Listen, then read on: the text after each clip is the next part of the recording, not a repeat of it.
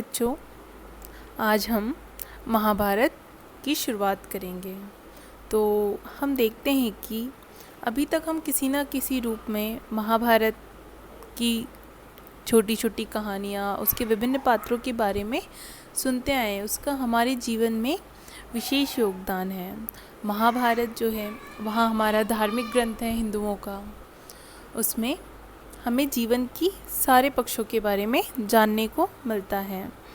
तो इसी तरह महाभारत का एक प्रथम पर्व में एक श्लोक है जिसमें बताया गया है कि जो महाभारत में है वहाँ संसार में आपको कहीं ना कहीं अवश्य मिल जाएगा, पर जो महाभारत में नहीं है वह आपको संसार में अन्यत्र कहीं नहीं मिलेगा। मतलब महाभारत में जीवन के हर एक पक्ष का बहुत ही अच्छे से वर्णन किया गया है। यह विश्व का सबसे बड़ा ग्रंथ माना जाता है। इसमें लगभग 1,00,000 श्लोक हैं। तो अगर हम महाभारत के रचनाकार की बात करें तो जो महाभारत के रचनाकार है वह महर्षि पाराशर के पुत्र वेदव्यास हैं। तो इन्होंने अपने जो पुत्र हैं शुकदेव को यह कथा याद कराई थी तथा बाद में अपने अन्य शिष्यों को बताई थी। तो व्यास जी के जो प्रमुख शिष्य थे महर्षि वैशंपायन ने इस कथा का प्रसार किया था। इसके बाद महाराजा परीक्षित के पुत्र जन्मेजय ने एक बड़ा यज्ञ किया था जिसमें पौराणिक सूत जी भी उपस्थित थे। उन्होंने महर्षि शौनक की अध्यक्षता में एक सभा बुलाई और महाभारत की कथा सुनाई। महाभारत की संक्षिप्त कथा इस प्रकार है। इसमें महाराजा जो शांतनु हैं उनके बाद उनके पुत्र चित्रांगद जो थे हस्तिनापुर के राजा हुए। फिर उनकी अकाल मृत्यु हो जाने से उनके जो भाई विचित्रवीर्य राजा बने। उनके 2 पुत्र धृतराष्ट्र और पांडु हुए।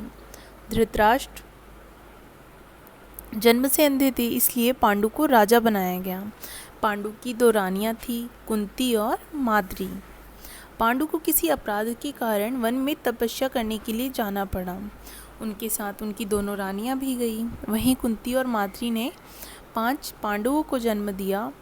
उसके बाद पांडु की मृत्यु हो गई।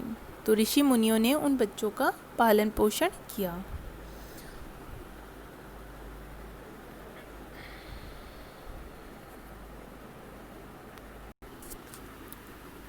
जब युधिष्ठिर 16 वर्ष के हो गए तो ऋषियों ने 5 पांडवों को हस्तिनापुर लाकर भीष्म पितामह को सौंप दिया। 5 पांडव बुद्धिमान तथा वीर थे। तो धृतराष्ट्र के जो पुत्र थे इनसे जलते थे। उन्होंने पांडव को अनेक प्रकार से तंग करना शुरू कर दिया। इस प्रकार पांडवों और कौरवों से दोनों के बीच में दुश्मनी बढ़ने लगी। भीष्म पितामह के कहने पर कुरु राज्य के 2 हिस्से करके हस्तिनापुर कौरवों को और इंद्रप्रस्थ पांडवों को दे दिया गया। एक बार पांडवों और कौरवों ने चौपड़ खेला। इसमें कौरवों की तरफ से शकुनी ने पांडवों को हरा दिया। उनसे उनका राज्य छीन गया और वे 13 वर्ष वनवास में रहे, जिसमें 1 वर्ष उन्हें अज्ञातवास में रहना पड़ा। 13 वर्ष बाद पांडव द्रौपदी के साथ लौटकर आए तो दुर्योधन ने जुए में जीता हुआ राज्य वापस देने से इनकार कर दिया। इस पर कौरव और पांडवों में युद्ध हुआ। इसे ही महाभारत का युद्ध कहा जाता है। इस युद्ध में सारे कौरव मारे गए और पांडव विशाल राज्य के स्वामी बने। पांडवों ने 36 वर्ष तक राज्य किया और अपने पोती परीक्षित को राज्य देकर द्रौपदी के साथ तपस्या करने हिमालय पर चले गए। तो जो हमारी महाभारत कथा है वह संक्षेप में यही है। इसमें अगर हम इसको विस्तार से पढ़ेंगे तो इसके हर एक पक्ष को बहुत अच्छे से जानेंगे। इसमें हमारे जीवन के हर एक पक्ष के बारे में वर्णन किया गया है और हर स्थिति के बारे में बताया गया है। जैसे हमने इसके एक श्लोक को देखा था कि जो महाभारत में है वह दुनिया में कहीं ना कहीं उपस्थित हो सकता है, लेकिन जो महाभारत में नहीं है वह दुनिया में अन्यत्र कहीं नहीं है। तो अब हम अगर देवव्रत अपना पाठ स्टार्ट करें तो उसमें बताया गया है कि जो राजा शांतनु है वह गंगा को एक सुंदर युवती के रूप में देखकर उस पर मोहित हो जाते हैं। तो गंगा इस पर कहती है कि आपको मेरी शर्तें माननी होंगी, क्या आप मेरी शर्तें मानेंगे? तो शांतनु उनको सभी शर्तें मानकर उन्हें अपनी पत्नी बना लेते हैं।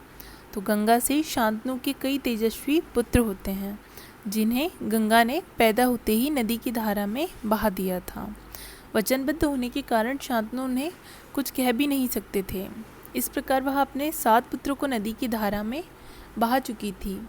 जब वह अपने 8वें बच्चे को भी बहाने लगी तो शांतनु ने उसे ऐसा करने से रोक दिया। तब गंगा ने कहा कि क्या आप शर्तें भूल गए हैं? आपके कहने से इस बच्चे को मैं नदी में नहीं फेंकूंगी पर आपके पास भी नहीं रहूंगी, तो कुछ दिन इस बालक को पाल पोस कर आपको दे जाऊंगी। तो इस प्रकार जब गंगा चली गई तो गंगा के चले जाने से शांतनु उदास हो गए। इस प्रकार जब गंगा चली जाती है तो राजा शांतनु का मन उदास हो जाता है और उनका भोग विलास से जी हट जाता है और राजकाज में वह मन लगाने लगते हैं। लेकिन एक दिन जब राजा शिकार पर जाते हैं तो वह देखते हैं कि एक बहुत ही सुंदर और गठीला युवक गंगा की बहती हुई धारा पर बाण चला रहा था। तो जब वह बाण चलाता है और बाण की बौछारों से गंगा की प्रचंड धारा एकदम रुक जाती है। यह दृश्य देखकर शांतनु दंग रह जाते हैं। इतने में ही राजा के सामने गंगा आ जाती है और गंगा युवक को अपने पास बुलाती है और राजा से बोलती है कि राजन, पहचाना मुझे और इस युवक को? यही आपका और मेरा 8वां पुत्र देवव्रत है, जो आगे महर्षि भीष्म पितामह के नाम से विख्यात होता है। तो महर्षि वशिष्ठ ने फिर आगे गंगा बताती है कि महर्षि वशिष्ठ ने इसे शिक्षा दी है। शास्त्र के ज्ञान में यह शुक्राचार्य और रण कौशल में परशुराम ही इसका मुकाबला कर सकते हैं। यह जितना कुशल योद्धा है उतना ही चतुर राजनीतिज्ञ भी है। आपका पुत्र मैं आपको सौंप रही हूँ, अब ले जाइए इसे अपने साथ। इस प्रकार गंगा ने देवव्रत का माथा चूमा और आशीर्वाद देकर उसे राजा के साथ विदा कर दिया। इस प्रकार महाभारत की कथा का सार और पहला पाठ देवव्रत हमने समाप्त किया है। अब हम अगली कक्षा में भीष्म प्रतिज्ञा पढ़ेंगे।